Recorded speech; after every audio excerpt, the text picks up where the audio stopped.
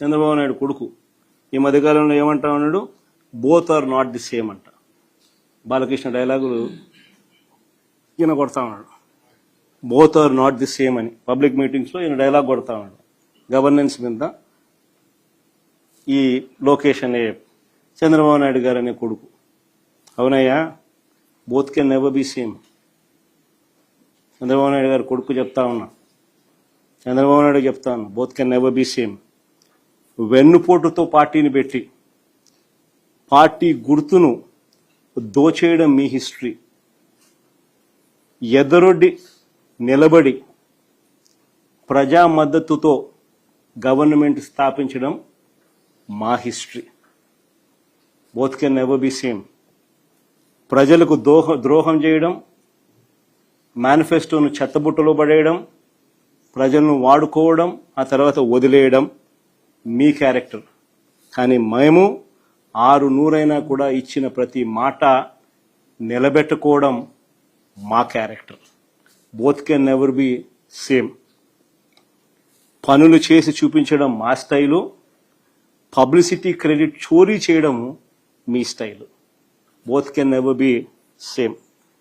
విద్య, వైద్యం, ఆరోగ్యం, వ్యవసాయం, ప్రజల చెంతకే పాలన, గృహ నిర్మాణం, మహిళా సాధికారత, మహిళా రక్షణ, దిశ లాంటి విప్లవాత్మక కార్యక్రమాలు మా చరిత్ర. వీటిని అన్నింటినీ నాశనం చేయడం మీ చరిత్ర. Both can never be same. 5 ఏళ్లలో పారదర్శకంగా బటన్ నొక్కడం, నేరుగా నా అక్క చెల్లెమ్మల కుటుంబాల ఖాతాల్లోకి నేరుగా 2,73,000 కోట్ల రూపాయలు పంపించడం మా చరిత్ర. మీరు 2 ఏళ్ల కాకతలకే మేం చేసిన అప్పు కన్నా ఎక్కువ 3,40,000 కోట్లు అప్పు చేసి మా ప్రభుత్వ హయాంలో ఉన్న అన్ని పథకాలను రద్దు చేసి మీరు చెప్పిన సూపర్ 6, సూపర్ 7ను మోసాలుగా పెట్టడం మీ చరిత్ర. Both can never be same అయ్యా, తెలుసుకో. మీ దగ్గర ఒక సీనియర్ జర్నలిస్ట్ ఉన్నారు, మీ పార్టీ జనరల్ సెక్రటరీ, ఆయన అరెస్ట్ చేశారు. ఇలాంటివి అడ్డుకోలేకపోతున్నారు.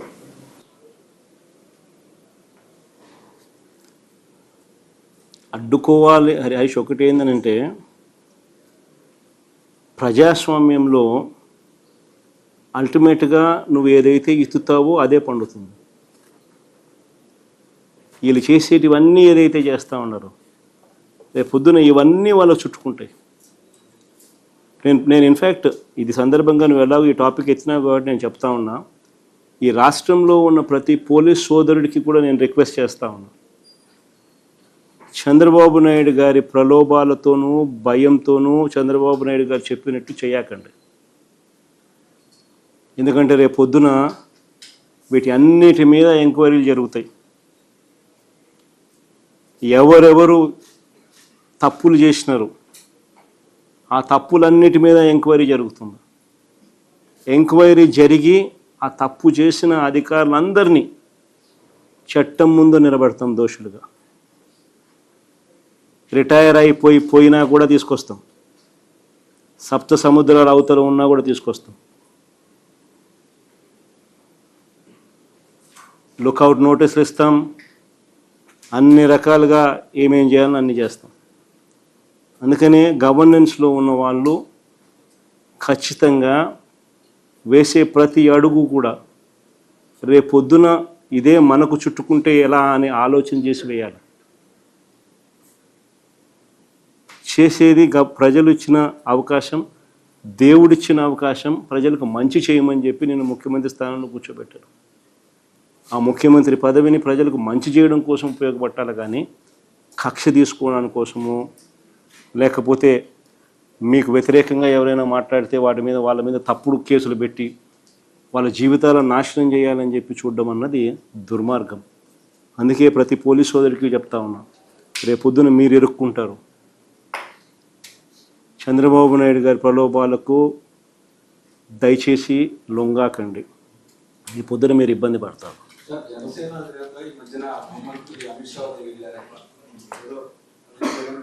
ఇబ్బంది పెట్టాలని చెప్పిన సందర్భం ఒకటి ఫోటోస్ మ్యాచ్లో మనం ఒకటి అంటే అమిత్ షా చివరి చెప్పి రాజకీయాల్లో నమ్మదగిన వ్యక్తి చంద్రబాబు కంటే జగనే పెట్టని అన్నట్టు ఆయన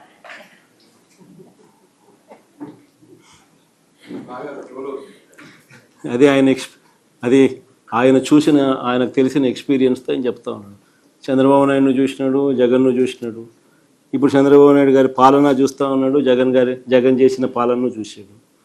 ఆయనే కాదు, ప్రజలంతా కూడా చూసినారు. కాబట్టి ఎవరి నోట్లో అయినా కూడా, ఎవరి నోట్లో నుంచి వచ్చినా ఇవే మాటలే వస్తాయి. సార్, తమిళనాడు ఎన్నికల్లో మొన్న ఫోటో పెట్టుకుని ఎందుకు ప్రచారం చేశారు? ఆ ప్రచారం కూడా ఆయన బాగా కలిసి వచ్చింది. తమిళనాడు ముఖ్యమంత్రి రమేష్, ఆయన రాష్ట్రంలో ఆయనకే పలుకుబడి ఎక్కువ ఉంటుంది, కానీ జగన్కి ఎలా ఉంటున్నాయా? Sir, one last question, sir. One last question.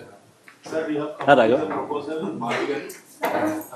Is it feasible to develop Marvigan while Chandrababu Naidu is claiming that we are working continuously on Amaravati development and is also going for the second phase of land pooling? Raghav, could you just repeat the question? Sir, is it feasible to develop the Marvigan, which you have come up with a proposal? Well, since Chandrababu Naidu is developing, he's telling that we are developing Amaravati region as a capital. See, the whole gist of it is, what Chandrababu is conceiving is never a reality. You know that, I know that. I think anybody with reasonable common sense would agree to it. Whereas Marvigan is something which is already in existence. Day one itself, you have a certain level of city in place, with all the infrastructure already in place, be it in the form of a port in Machilipatnam, be it in the form of international airport in Vijayawada, be it in the form of 4 national highways intersecting, be it in the form of 3 railway stations already in existence, be in terms of 9 medical colleges, private and government, both of them available, be it in various forms, be it educational institutions, be it in various forms, this is already in existence. So there is nothing required for you to spend except for improvising the connectivity, and at best over a period of maybe 5 years or maybe even 7 years or 8 years, just spend, if you can spend just 10% of whatever you're talking about in Amaravati, a reasonable amount of even 15,000-20,000 crores should suffice over a period of 5-7 years. The moment you accept to Marvigan, rather than constructing your buildings there, shift them over here and you christen it as Marvigan and capital. The moment you do that, the capital comes into existence on day one. Whereas there, even after a decade, even after 2 decades, even after 3 decades, you would find yourself in a situation where Andhra Pradesh has no capital.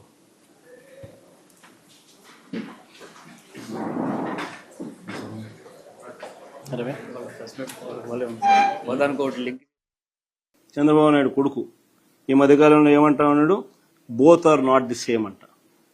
Balakrishna డైలాగులు ఈయన కొడతా ఉన్నాడు, both are not the same అని. Public మీటింగ్స్లో ఈయన dialogue కొడతా ఉన్నాడు governance మీద. ఈ లోకేష్ అనే చంద్రబాబు నాయుడు గారు అనే కొడుకు, అవునయ్యా, both can never be same.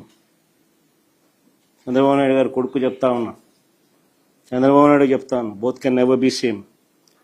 వెన్నుపోటుతో పార్టీని పెట్టి పార్టీ గుర్తును దోచేయడం మీ హిస్టరీ. ఎదరొడ్డి నిలబడి ప్రజా మద్దతుతో గవర్నమెంట్ స్థాపించడం మా history. Both can never be same. ప్రజలకు ద్రోహం చేయడం, మేనిఫెస్టోను చెత్తబుట్టలో పడేయడం, ప్రజలను వాడుకోవడం, ఆ తర్వాత వదిలేయడం మీ క్యారెక్టర్. కానీ మేము 600 కూడా ఇచ్చిన ప్రతి మాట నిలబెట్టుకోవడం మా character. Both can never be same. పనులు చేసి చూపించడం మా స్టైలు, పబ్లిసిటీ క్రెడిట్ చోరీ చేయడం మీ style. Both can never be same. విద్య, వైద్యం, ఆరోగ్యం, వ్యవసాయం, ప్రజల చెంతకే పాలన, గృహ నిర్మాణం, మహిళా సాధికారత, మహిళా రక్షణ, దిశ లాంటి విప్లవాత్మక కార్యక్రమాలు మా చరిత్ర. వీటిని అన్నింటినీ నాశనం చేయడం మీ చరిత్ర. Both can never be same. 5 ఏళ్లలో పారదర్శకంగా బటన్ నొక్కడం, నేరుగా నా అక్క చెల్లెమ్మల కుటుంబాల ఖాతాల్లోకి నేరుగా 2,73,000 కోట్ల రూపాయలు పంపించడం మా చరిత్ర. మీరు 2 ఏళ్ల కాకతలకే మేం చేసిన అప్పు కన్నా ఎక్కువ 3,40,000 కోట్లు అప్పు చేసి మా ప్రభుత్వ హయాంలో ఉన్న అన్ని పథకాలను రద్దు చేసి మీరు చెప్పిన సూపర్ 6, సూపర్ 7 మోసాలుగా పెట్టడం మీ చరిత్ర. Both can never be same అయ్యా, తెలుసుకో.